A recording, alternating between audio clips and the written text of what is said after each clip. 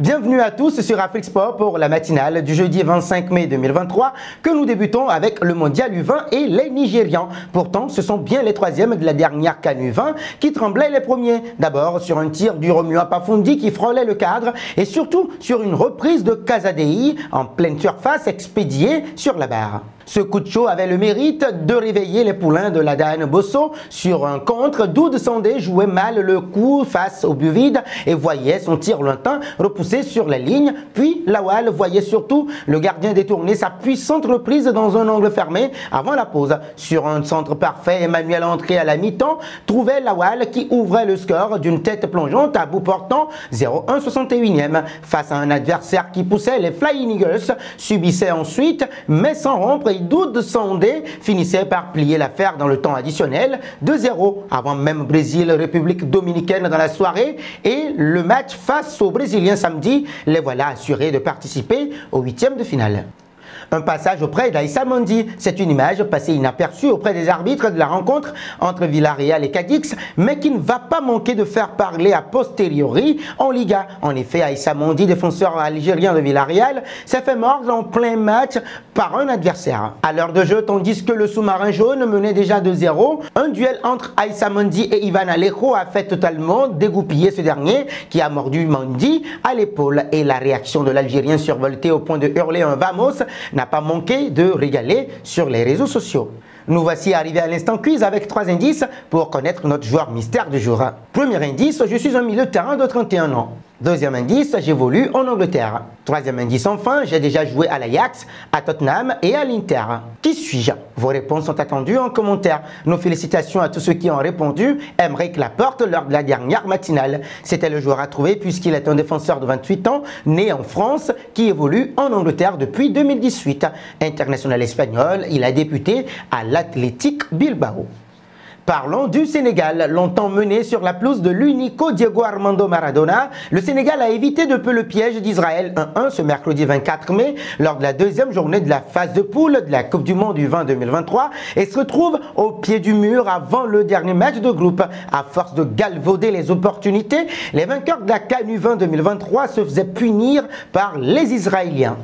En effet, Babacar Ndiaye était malheureux sur un centre en retrait d'Ibrahim Salman et détournait le cuir au fond de ses propres buts, 0-1 58e, alors que le spectre de la défaite, synonyme d'élimination, étendait son ombre sur de méconnaissables champions d'Afrique.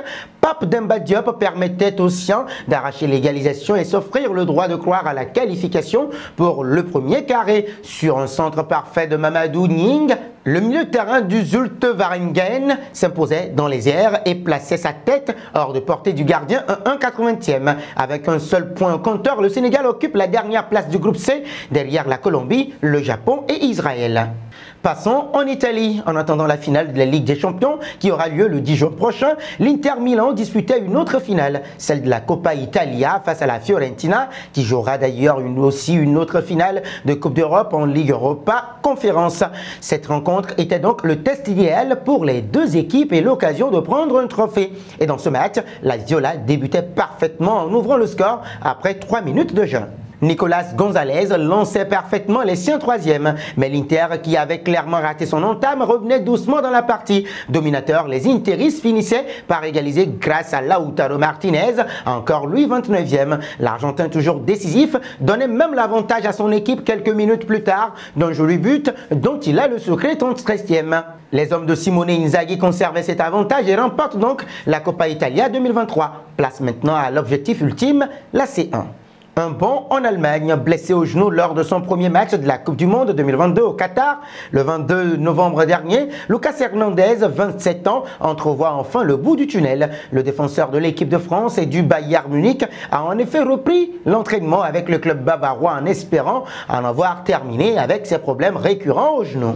Et après, alors qu'il était en passe d'apposer sa signature au bas d'un nouveau bail, le liant au Bayern Munich jusqu'en 2027, son contrat actuel prend fin en 2024, Hernandez a tout gelé. La raison, l'intérêt du Paris Saint-Germain. Le club de la capitale française a exposé son projet aux défenseurs bavarois et les négociations se sont accélérées ces dernières heures. Hernandez est très intéressé à l'idée de rejoindre les futurs champions de France. Entre un Sergio Ramos en fin de contrat et vieillissant et un Presnel Kimpembe en pleine réflexion sur son avenir, Paris doit renforcer son arrière-garde avec l'arrivée de Milan Skriniar libre et celle éventuelle de Lucas Hernandez. Le Paris Saint-Germain frapperait de grands coups. Terminons chez les Madrilènes. Si le Real Madrid adore mettre des clauses de rachat quand il laisse partir un de ses talents, ce n'est pas pour rien. Dani Carvajal, Alvaro Morata ou Mariano Diaz sont quelques exemples du genre. Eh bien, la Casablanca vient à nouveau de frapper. Vendu au Rayo Vallecano en 2021 pour 2 millions d'euros, le latéral gauche Fran Garcia, 23 ans, avait une clause de rachat de 5 millions d'euros. Cette somme va être payée par les Merengues. Carlo Ancelotti a en effet déclaré, comme je l'ai déjà dit, Fran Garcia sera avec nous la saison prochaine. C'est un profil de joueur avec beaucoup d'énergie et qui correspond à ce que nous voulons. Cette saison, Fran Garcia a inscrit 2 buts et délivré 3 passes décisives. Et nous arrivons au terme de cette matinale que nous bouclons avec la question du jour. Pensez-vous que cette équipe du Sénégal des moins de 20 ans pourra se qualifier pour les 8e de finale? Vos réponses sont attendues en commentaire. En attendant, n'hésitez pas à vous abonner sur Afrique Sport pour ne rien manquer du football continental et international.